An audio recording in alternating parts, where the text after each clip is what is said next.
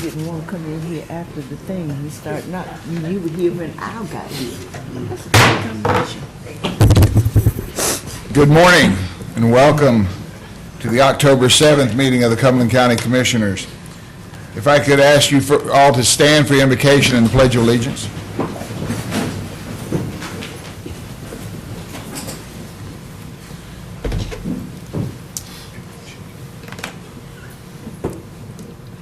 Dear Lord, be with us all as we make decisions in your name to help the citizens of our communities. As we all struggle through these times of furloughs and tough times on families, always be with us and help us make decisions that are best for all of us. In your name we pray, amen. Amen. Amen. I pledge allegiance to the flag of the United States of America and to the republic for which it stands, one nation, under God, indivisible, with liberty and justice for all.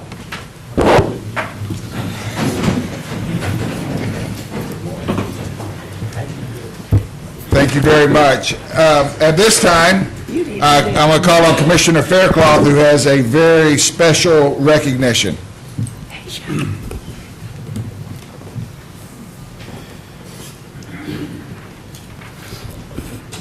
There are times when we wish to celebrate those of us who have risen to the top and have demonstrated their outstanding service. And when that is recognized statewide, we are indeed the most proud of our employees and our staff and our colleagues and our family when they step forward and they get the recognition that it deserves. It brings great credit to Cumberland County. It shows our leadership role in the state. And just wanted to ask Buck Williams, excuse me. Wilson. Who did he play for? The Baltimore? Wilson. Buck Wilson, please come forward while I read this little proclamation here.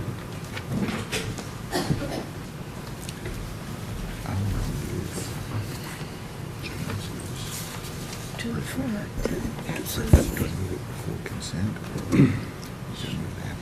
Cumberland County Department of Public Health Director Buck Wilson has been appointed by Governor Pratt McCrory to serve as a member of the North Carolina Child Fatality Task Force. The term began upon the governor's appointment on September 9th and expires in 2015.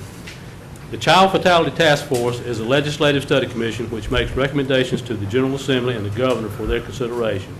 Over the past 20 years, the recommendations made by the task force have become law and have contributed to an estimated 9,000 more children living to adulthood.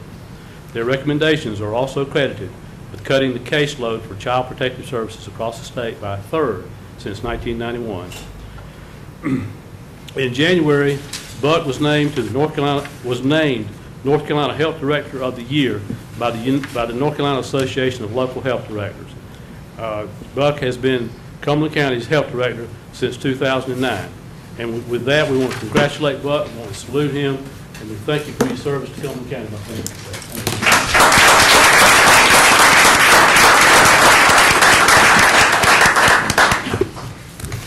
Thank you, Buck, for everything you do, and congratulations on that appointment and being the North Carolina Health Director of the Year.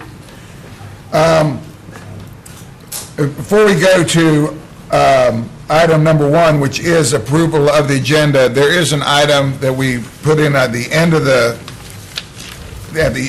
agenda that I think would be more appropriate at the beginning, and that's an update on the current understanding of the federal budget impact. So I would ask the commission if we could move that up to right after item one and before consent to have Mr. Martin brief us.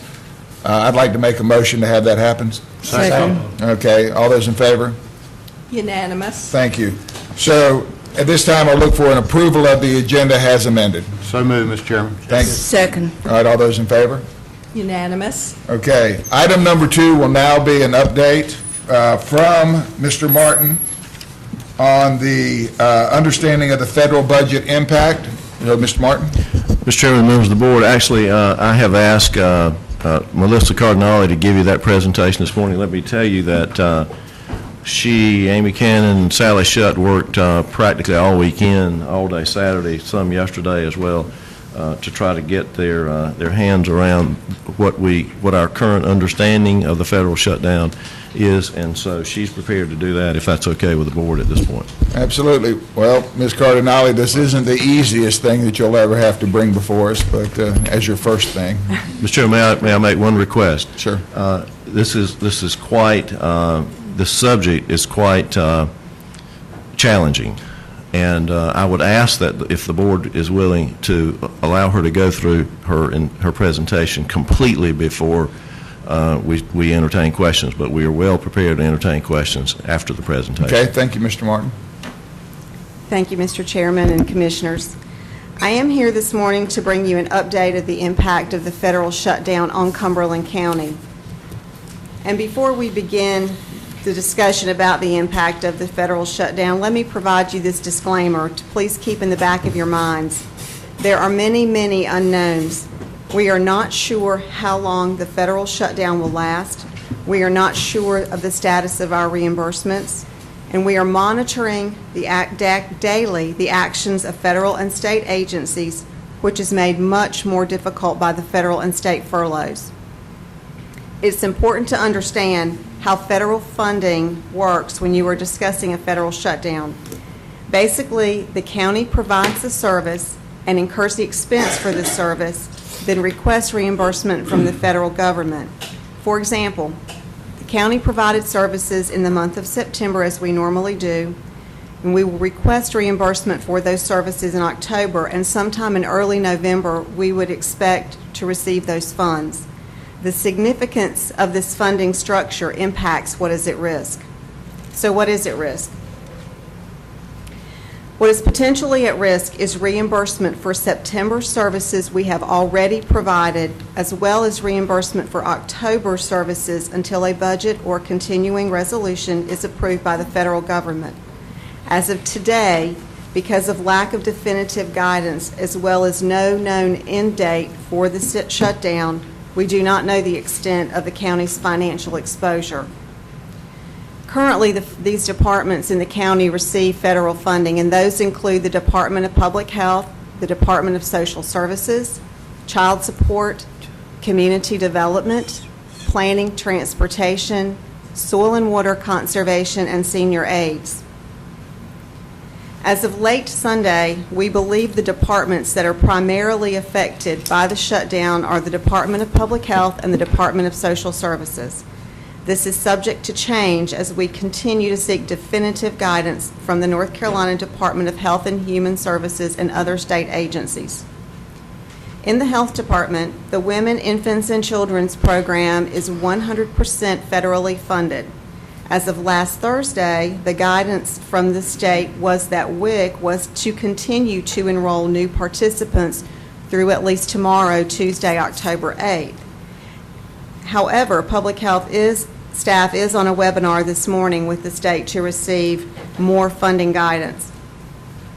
Based on initial guidance from the Division of Public Health, it appears the county may not receive reimbursement for the Community Transformation Grant for September and October expenses. The Department of Social Services receives more federal funding than any other county department. It also has the most complex funding reimbursement mechanism in the county. For example, the Social Services Block Grant funds do not directly support one particular program or service at DSS. These federal dollars reimburse a portion of the cost of all programs, all services, and all administrative cost. As of this morning, it appears that the specific DSS programs that may be affected by the shutdown include Temporary Assistance for Needy Families, or TANF, Child Care Subsidy, Child Protective Services, Foster Care, Adoption Assistance, Adult Protective Services, and Guardianship. The potential impact on our community can be seen in the fact that we have almost 700 children in foster care, about 3,400 children in subsidized daycare. We have 408 child care providers in Cumberland County, and we have about 1,300 families facing the possible elimination of temporary assistance. So what have we done? In the last week, our departments have remained in constant contact with their state agencies. Again, getting definitive information has been complicated by the federal furloughs. We have reached out to the North Carolina Association of County Commissioners for guidance. And management also met with DSS leadership on Friday to review program specifics because these services face the greatest potential financial exposure. In addition, management met with all department heads on Friday to outline an immediate action plan and engage department heads in the appropriate response to the potential impact of the federal shutdown. In addition to those steps just outlined, our county manager, Mr. Martin, has taken the following actions effective Friday, October 4th. While we realize all county functions cannot cease, the manager has implemented a freeze on hiring, training, and travel, as well as operating and capital purchases. Mission-critical requests may be submitted to the county manager for consideration. Management has developed recommendations based on the fluidity of the situation, the lack of definitive guidance from state and federal agencies, and the uncertainty of the extent of our financial exposure. As an example, after the federal budget is adopted or a continuing resolution approved, the county may be reimbursed for September program expenses, which would significantly limit our loss of federal funding. In addition, there are unintended consequences of this federal shutdown that highlight the need for a county-wide solution. Whatever the ultimate impact is, this will be broader than a specific department. As a result of fewer funds flowing into the local economy, there will be an even greater demand for these health and human services. In light of this, we believe the actions taken to date are prudent and leave us in a position to manage the unfolding and indefinite situation. We will continue to monitor the situation on a daily basis. Because our fiscal year just began a couple of months ago, we have the opportunity to develop an appropriate countywide plan that addresses our financial exposure when known, without taking measures that may be premature or too drastic. Again, there are many unknowns. We are not sure how long the shutdown will last. We are not sure to what extent September and October services will be reimbursed. We believe that the freezes on hiring, training, and travel and purchases are prudent actions for now, and we hope to have more definitive information to bring to you at your next meeting on the 21st. Questions for Ms. Cardinale or the manager? I think I'll probably direct this to the, I'm sorry, Madam ahead Vice with your Chair. Well, question. I was going to say, so the bottom line is what we're hearing right now, we are a bit of in a wait-and-see posture, and there is no recommendation right now for any county furlough, but that is certainly still on the table depending on what happens at the federal level. Would that be a fair assessment? I think that is an accurate assessment, yes, sir. Okay. And that's our recommendation. If the board has other ideas about what we should do, then certainly we are open to that. Okay. Madam Vice Chair? We all recognize that this is a very difficult situation, and the unintended result of the what has happened on the federal level. It's difficult for all of us, and I know that everyone is feeling uncertain. I think that for you, the management, to bring to us this morning the kind of report that you have brought to update us is a good thing. It is very difficult. I know that all 100 counties have got to be feeling pressed. And though we don't want to do anything to hurt anyone, I believe that looking at this report, the steps that have been taken are, I don't want to say adequate, I don't know what, just fill in the blank, okay? But I appreciate your working over the weekend. I applaud those department heads who have suffered the brunt of this. Ms. Brenda, you got the shoulders of Atlas. And that department, with providing the vital services that it needs to provide and trying to do it in a cost-effective manner is, the situation is appalling. And I believe that we have done about the best that we can do. I know that there is there's got to be something else in the pipeline, that phase 2. But I really appreciate your doing this morning. I think that it is, and thank you for Mr.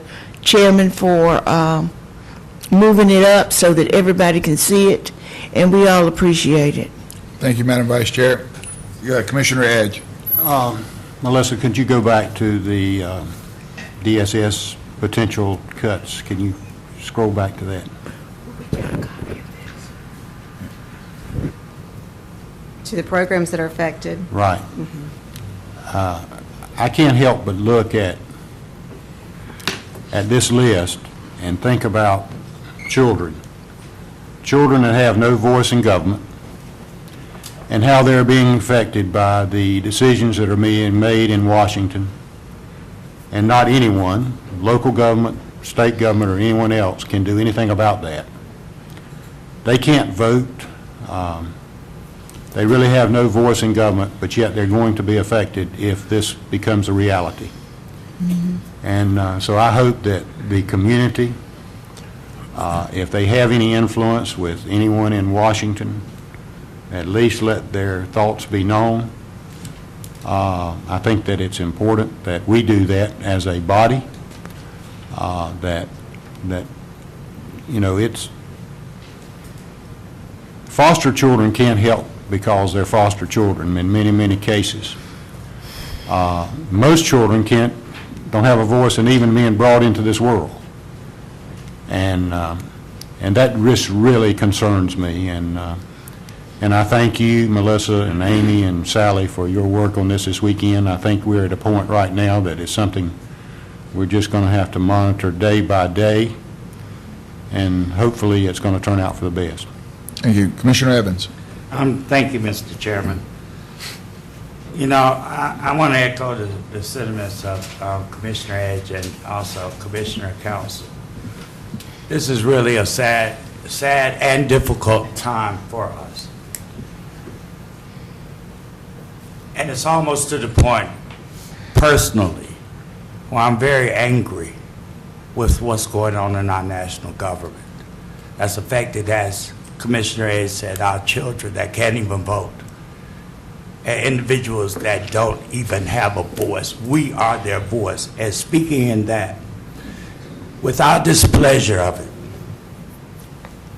I would like to see the commissioners send a resolution to each one of our elected officials that serve us in Washington, stating our displeasure, and that we would like to see some immediate resolve to this problem. Also, we always talk about how important it is to vote. Now we see how important it is to get out and cast your vote. To the staff, thank you so much for bringing this to us. I hate you had to bring it to us. I hate we have to see the actions that may have to be taken that's going to hurt a number of individuals, that's already hurting a number of individuals. But it's best that we know, so we'll know exactly which direction we have to go from here. And thank you so much, Mr. Chair. Thank you, Mr. Evans. And Commissioner Fairclough. I just want to be clear on exactly what's going on. Are these programs being shut down? No. They are not Okay. being shut down. They are at highest risk as of today, Whose money are we spending to keep them open? both local and federal. I think that's the question. We don't know. And at the end of the day, when the budget is adopted or continuing resolution is approved, whether they will fund those expenses that are occurring during this interim, or if they will decide, which would be something of a precedent in prior shutdowns and prior similar situations to this. I think the most recent one was 17 years ago. we have ended up getting reimbursed for those periods that government may have been shut down. That's the toughest question to answer about all this right now. If it was clear that we're spending local money, then I think we'd have a different recommendation for you this morning. But there is the possibility that once it's all resolved, that it will, the funds that are now suspended will be forthcoming. And that's the major unknown about all this. Do we know how much we're risking every day we stay open? In DSS, I think we decided Friday it was about $100,000 a day. And And that's how many days are we prepared to go into the unknown? We don't know how long the unknown is, so I don't know that we can answer that. I think the plan is that once we know, we will come back to you with furloughs or whatever it may take to recover this loss, assuming that it happens within the next couple of weeks. We're going to give you another report on the 21st about what we know then, and hopefully it will be more than we know today. But So- there may be a price to be paid by this county, and I think we've had discussions with department heads on Friday about furloughs, and that's a real possibility. I think that, could you go ahead and do furloughs? Yes, you could. If you tell us to do furloughs, we can do furloughs. What we're recommending is, since we don't know, and we may ultimately get reimbursed for what may otherwise be unreimbursable federal revenues, we think it's probably more prudent to continue to do what we're doing and monitor it, and within the next 2 weeks, learn all we can and come back with a plan about how we may recover. If we end up losing the money, then we're going to have to recover that, and it will involve a very distasteful action, which will obviously will involve furloughs of positions. It will involve all the things we put in place already in terms of expenditures, reducing, delaying expenditures that to try to help make up whatever that loss is. But the bottom line of the recommendation is, let's continue to monitor it for the next week or two, and hopefully it will be resolved by then, but nobody knows if that's true or not. If on the 21st we don't know any more than we know today, then I think we may have to come back to you with a more definitive recommendation to go ahead and start taking some actions to sort of stop the bleeding. So that $100,000, that's per working day, not calendar day, is that right? So what do we have, about 10 days between now and the 21st? Yeah. 10 working days, Yeah. that's $1 million. So we're willing to go $1 million into the hole. That's just one department. That's just- what? That's just DSS. There's 7 departments, aren't there? Yeah, I'm kind of looking not just at DSS, I'm looking at the whole shebang. In other words, does $100,000 a day cover the whole? No. So we're at risk for more than $100,000. We are, yes, yes. Well- And like I say, we don't know what we're at risk at right now. Yeah.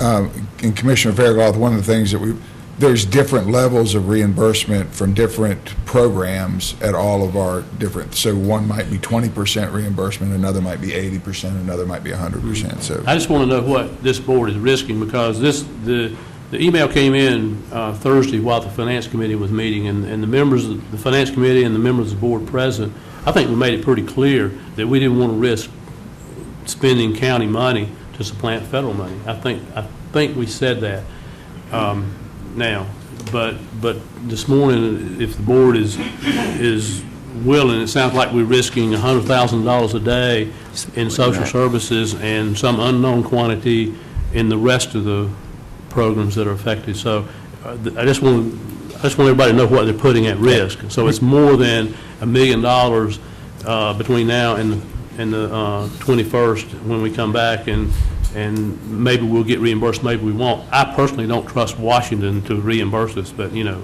if we get that windfall, I'll be happy with it, but, you know, I don't trust them Mr. myself. Martin. Well, yes, I think Commissioner Faircloth pointed out the discussion at the Finance Committee meeting on Thursday, and that's exactly right.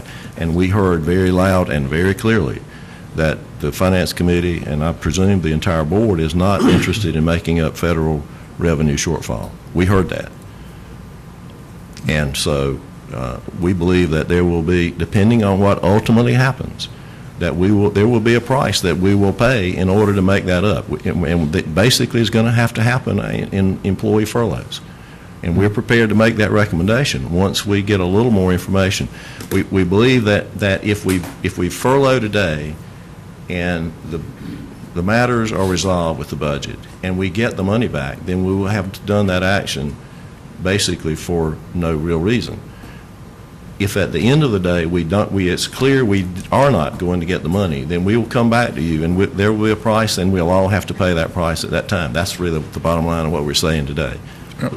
I think it's important also, Mr. Martin, to understand that we're kind of hanging out in the wind with September funding, because we have paid that money, and now we're just hoping that the federal government is going to come back and reimburse like they have for years and years.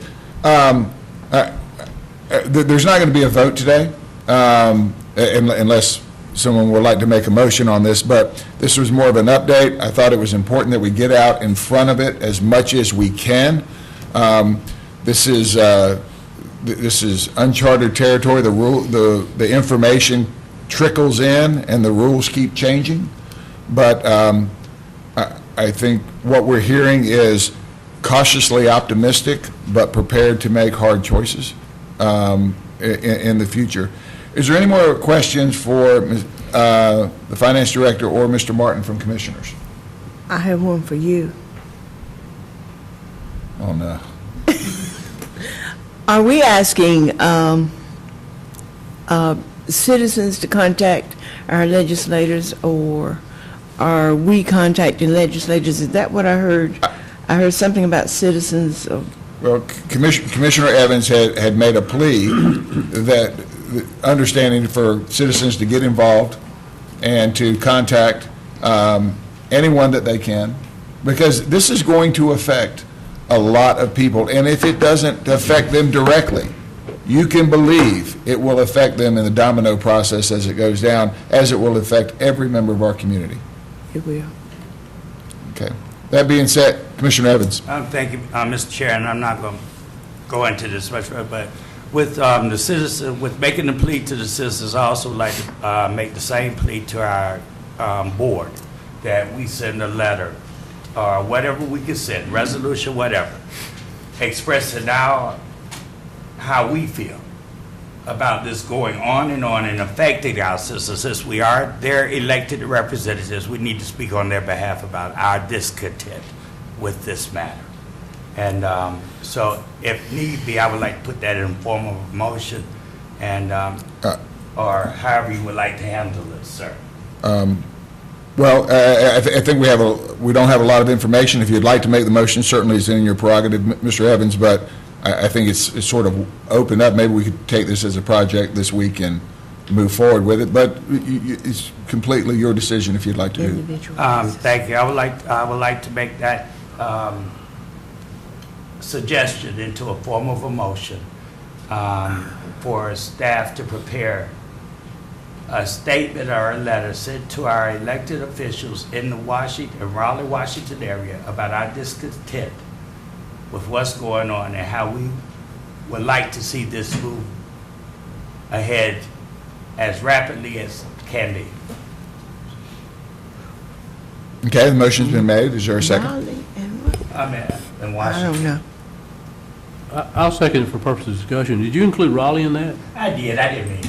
Okay, take Raleigh. This isn't the governor. I was Okay. just getting carried away. Did I second? Yeah. Yeah, I second it for purposes of Okay, discussion. second for discussion.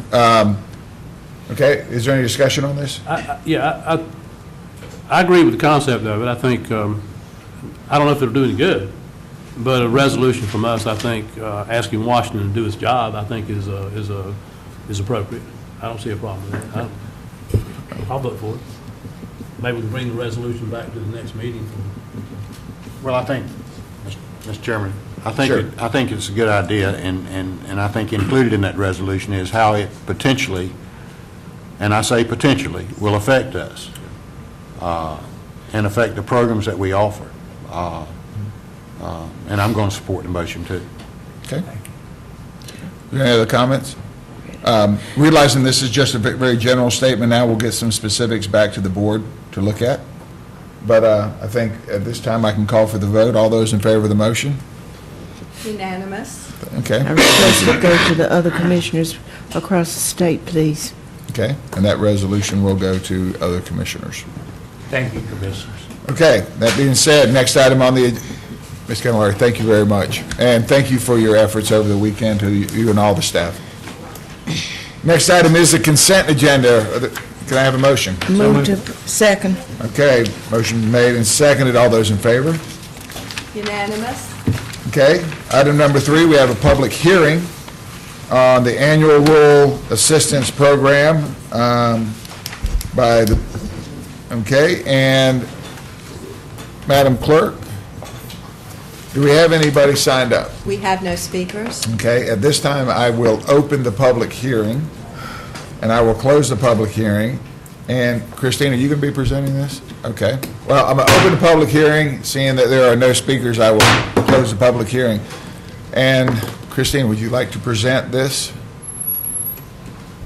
Good morning. Good morning. Morning. The state was obviously a little late in giving all the counties the fiscal year 2014 ROPE grant. However, this is something that we obtain annually through North Carolina Department of Transportation. It provides services for our county for elderly and disabled medical transportation, employment transportation, as well as rural general public transportation for our citizens. The total amount awarded for this year is $375,952, and we are required to hold the public hearing we just held, which was advertised in the Observer on Monday, September 23rd, as well in the Accento Latino on Tuesday, September 24th. Okay. Okay, are there any questions on this program? I'm ready with a motion. Okay? Mr. Chair, just one comment. Yes. I promise I won't be long. Thank you for everything that you all are doing with this. I think this is an excellent program. Never intended for it to go nowhere. But one thing that I would like to see done is there are individuals that don't read the Family Observer. That just a little more advertisement about it. That's it, but it's fantastic. Okay. Thank you. Is there a motion on the table? Yes, I move, unless Mr. Evans wants to make that motion, I believe. Will we accept the report given regarding transportation? And approve the application. Yes. Second that motion. Okay. Motion's been made and seconded. Is there any other discussion? All those in favor? Unanimous. Thank you very much. Thank you. Next item for business is a presentation by Mr. Mark Colbreth of the Cumberland County School System on the reading. You're not Mark Colbreth. Sorry, Mark is unable to be here. I'm Belinda Cashwell, if it's okay. I'm going to speak on Yes, Ms. on his Cashwell, behalf. welcome.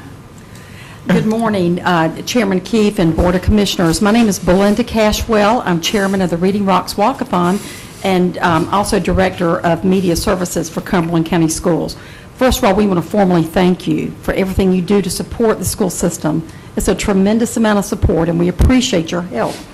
We want to give you a little update on Reading Rocks. It's our 10th anniversary. It's a big year. Reading Rocks has raised $1.5 million, and we've had over 200,000 walkers. We appreciate your support. We're very proud that Fayetteville City, or Fayetteville government in general, used Reading Rocks as one of the 3 projects to earn All-America City status. And also the governor gave us a volunteerism award for Reading Rocks. So we're just real proud of that. We want to formally invite each of you October the 19th to Reading Rocks. It's 9 o'clock in the morning, and I'll leave you some little brochures if that's okay. It's our only signature program that's a countywide initiative with all of the citizens of Fayetteville. As you know, many of you are there, and you've walked, and you've seen the good things that happen. But we have everyone we've had people there from 1 week old to 90 years old. And we even have geriatric supporters that come and rock in rocking chairs for Reading Rocks. It's a big event. We love starting in Festival Park, so we hope to see you. Bring your tennis shoes. It's just a great initiative. We have developed a 5-year collection development plan for all of our school libraries or media centers. We've checked out over 3 million items. And we've also aligned all of our books in every one of our school libraries to the Common Core and essential standards so that children can go in and check out books by objective. but we want to provide the very best quality literature that we can provide. So with your support and Reading Rocks, we've been able to do that, and we hope our wonderful relationship continues, and we just hope to see you October 19th. Thank you very much. Item number 5 is a presentation by Mr. Joel Strickland of the Mid-Carolinas Council of Governments on the 2013 Locally Coordinated Human Service Transportation Plan. Thank you all for letting me present this to you this morning. I am Joel Strickland. I am the Planning Director for the Mid-Carolina Council of Governments. The biggest planning we do is for rural transportation, which includes the rural portions of Cumberland County, basically everything east of the river, the rural portions of Harnett County, and then all of Sampson and Bladen counties. The Rural Planning Organization has been tasked by NCDOT to complete the Locally Coordinated Human Service Transportation Plan. It is required to be updated every 5 years by NCDOT. The last one we completed was in 2008, so it was time to renew this plan. It is called a plan, but I'll be honest with you, it's more of an inventory of what human service transportation is available within all 4 counties.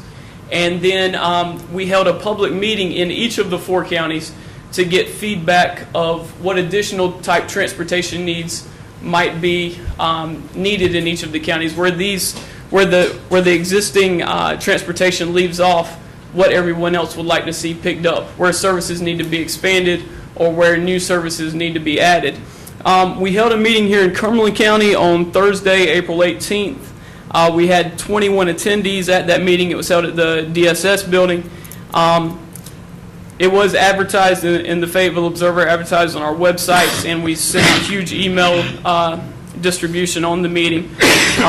Ms. Wagner from your Cumberland County Transportation Department was included in the process and contributed a great deal.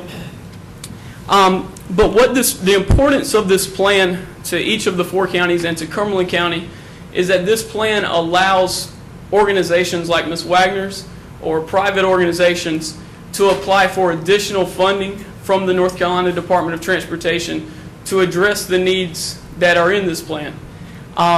2 years ago, the Cumberland County Transportation Program applied for a $400,000 grant based on this plan from the North Carolina Department of Transportation, and they received that full $400,000. They've got another grant out right now requesting $500,000, and the logistics are just being worked out there to approve that. So it's a very important plan for Cumberland County and for all the counties within our region to acquire additional funds to help meet the needs of the citizens in each of the 4 counties. There is no financial commitment from the county required for the document, for the plan. We basically just need your endorsement of the plan. In 2008, when we completed the plan, at that time, the North Carolina Department of Transportation just required it to go to the Rural Planning Organization's Transportation Advisory Committee. So it was approved by them in 2008. This time around, the Department of Transportation has asked us to take it to each of the 4 county commissioners, each set of the 4 counties commissioners, and get their endorsement. You all are the second group I've presented it to. I presented it to Sampson County last month, and they have already endorsed the plan. Bladen County and Harnett County are coming up. So that's the general overview. If you have any questions, I'll be more than happy to try to answer those for you. Yes, Commissioner Edge. Mr. Chairman, if there are no questions, I would move for approval. All right, motion's been made and seconded. Is there any discussion? I have one comment. Joel, half of us weren't here in 2008. I'd like a more, I would like to be updated a little bit more often than once every 5 years on this. So if you On can, this- well, on what's happening in Mid-Carolinas for all. Sure. Mr. King has been the person assigned to our board. When all the ethics stuff came up, that changed some of the. Yeah. But I'll be more than happy to add you to our. Yeah, list of- at least annually, I think it would be appropriate. Sure. Okay. Sure. Commissioner Edge has made a motion. It has been seconded. All those in favor? Unanimous. Thank you. Thank Thank you. you, Joe. Okay, item number 6, consideration of a contract with Global Spectrum for management of the Crown Center complex. Mr. Moorfield? Thank you, Mr. Chairman, Commissioners. I think you're all aware that the Civic Center Commission back on September 24th had a detailed discussion of the proposed contract with Global Spectrum for private management and considered it fully and voted unanimously to recommend it to the Board of Commissioners, and that's why it's coming forward at this time.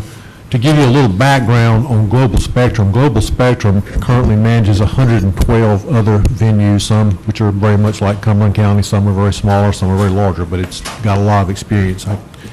Its parent corporation is sort of a complex organizational structure with multiple layers of corporate affiliations, but the parent company for Global Spectrum is Comcast Cable, which is a large international company with publicly traded on the stock exchange. The things that are kind of left for the Board of Commissioners, particularly to add to this, are the effective date of this contract, if you want to go forward with it. Right now, the thought is that we would be November the 1st would be when the contract would be effective. That appears to be doable. William McBride with Hunt and Williams is bond counsel on the public financing that's out on the facility. I had discussions with him last week. He has approved, he's okayed, blessed the agreement. I don't have a formal opinion yet, but he said he would get that, we'll get that before this contract is finalized. So that aspect of it has now been taken care of. I know that Doug Higgins, who is here, is a regional vice president for Global Spectrum. He's headquartered in Richmond, Virginia, but he's been my primary contact with the company, and I think everyone's for working out the relationship with Cumberland County. I know he has met with the employees at the Crown. The proposal and the contract, the obligation that Global Spectrum has undertaken with respect to employees is to interview everyone and to offer everyone a job that they deem to be, that they, being Global Spectrum, deem to be qualified, and they will attempt to match employees with positions in Global Spectrum as close as possible to the positions that they held with the county. And from what the discussions I've heard from Mr. Higgins, that's the way that will work out. And I know that had been a key issue with the Board of Commissioners. The financial piece of this is there is a definite or a distinct private management fee in the amount of $96,000 to be payable $8,000 a month. That is money that's currently not budgeted. That is new money. That is a fee that will be paid to Global Spectrum regardless of how what the bottom line works out to be in terms of the operations. In addition to the fixed fee of $96,000, they have a provision for an incentive payment which amounts to 22% of the increase in gross revenue over what has been the gross revenue for the past 3 fiscal years. We have not actually figured that number yet, but I've spoken with Ms. Cannon, that can easily be done. But that's, in other words, the incentive fee, there will be none unless they definitely improve the bottom line on operations, and I think that's what all this is about.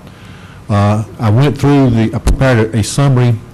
Again, the $96,000 new money. The other new money that's involved in this is there is a $50,000 transition fee, if you will, that Global Spectrum is expecting.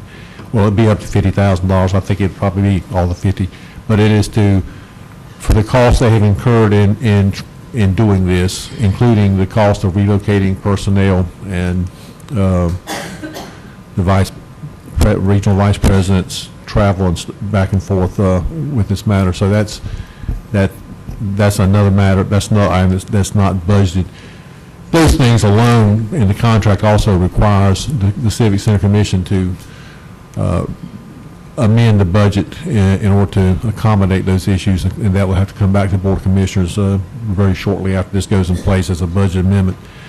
I prepared a summary of every provision of the contract at the direction of the Civic Center Commission, and went over that completely with the Civic Center Commission. I don't know how much detail the board wants. I can run through that kind of briefly, or as much detail as the board wants. I don't know if you had any specific questions about any other provisions. Okay. Mr. Chairman, how would you want to handle that? Well, if we want to go ahead and open up to Mr. Moorfield or entertain a motion, then go to discussion. Okay, Commissioner Melvin? I entertain a motion that we move forward with the contract. Okay. Second. All right, the motion's been made and seconded. We're in discussion phase now. Okay, Commissioner Evans? Thank you, sir. And I'm for Global Spectrum being here, but it's just something that I hope I'm not understanding this right. We put out bids for individuals to come here, to work here, to take over the management of the Crown Coliseum. Did I hear you right that a $50,000 transitional fee? That, That they want us to pay them for coming here to work? well, that's what it's called, and that's what's basically covered. It's for costs they're going to incur to set this up. Investing $150,000. Well, I don't have a problem with Global Spectrum coming here, but I tell you, I just don't see paying $50,000 for somebody to come here to work. It just doesn't make sense to me. They're the ones that want to come here. But anyway, I'm with it. And that may sound crazy, but it just doesn't make sense to me. Okay. Let me point out one other important provision, Mr. Chairman, and I've had some discussion with a couple of commissioners about this aspect of it. The term of this contract it's a 5-year contract.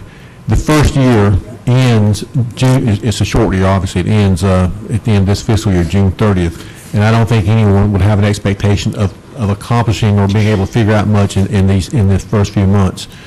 The Crown Commission has the opportunity to terminate the contract for no cause at the end of the third year of operation. That'd be 2 full years of operation.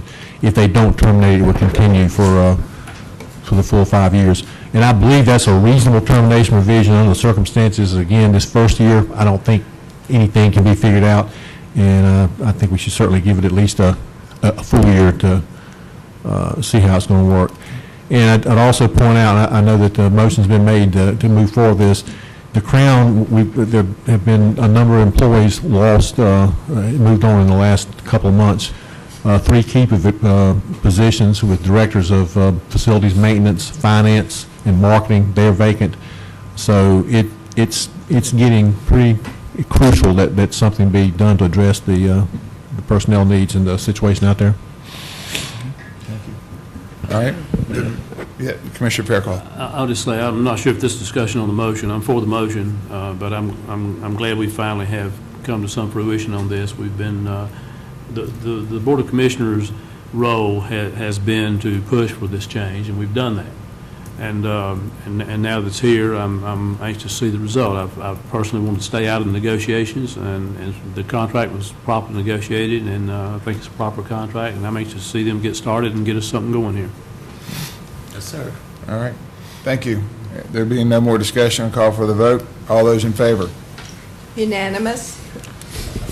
And that will be an effective date, November the 1st, from that motion, if I understand. Date will be November 1st. Thank you very much. Thank you. Item number 7 we're going to is a nomination to boards and committees. We have the Air Quality Stakeholders Committee. There is 1 vacancy. I'd like to nominate Kim Sargic. Kim Sargic is, Thank you. yeah. All right, are there any other nominations? Okay, the nominations are closed. We'll go to the Board of Adjustments, please. Mr. Melvin. Mr. Melvin? Joseph DeCosta and Alfonso Ferguson. Thank you. We have Mr. Joseph DeCosta and Mr. Alfonso Ferguson Sr. Are there any other nominations? We'll move those nominations be closed. The Cumberland County Library Board of Trustees. Okay. I'd like to nominate Susan Mills for a 2nd term and Dr. Daniel Montoya. Okay, we have Ms. Susan Mills and Mr. Daniel Montoya. Are there any other nominations? We'll move that those be closed also. The Joint Senior Citizens Advisory Commission. At this time, I'd like to nominate Mr. Roger Iceland. Joint senior citizens. We had another graduate, I thought.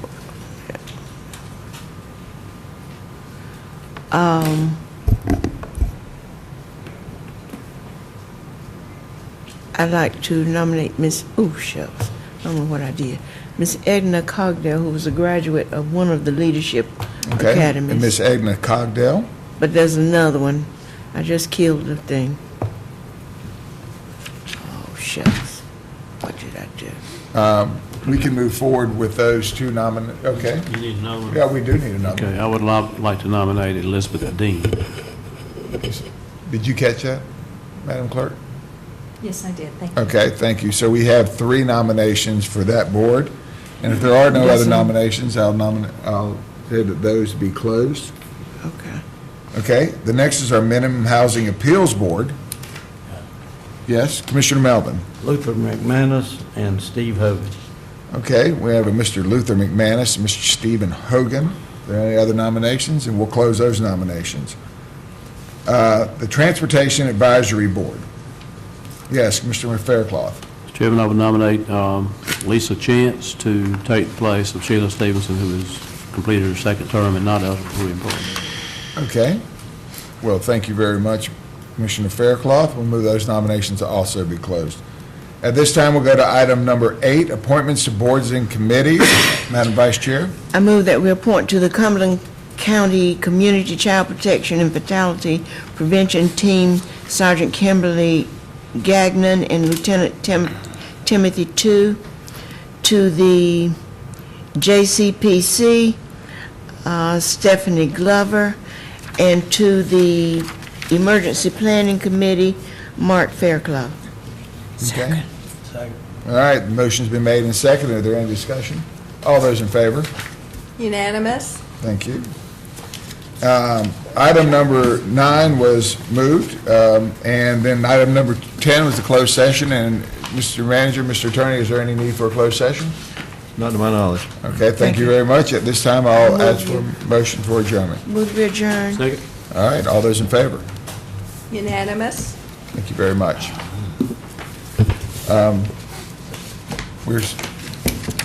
Mr. Martin, what time would you like to start the emergency planning committee meeting? Probably 15 minutes. Okay, thank you very much. And where is somebody on Actually, leave? if you're all going together, if you'll assemble down in the lower level, sort of near the HR office. We don't know. We'll take you through the tunnel. You won't have to go outside the building. All right, thank you. We don't know All where the- to go. You know where to go. By the HR office on the first On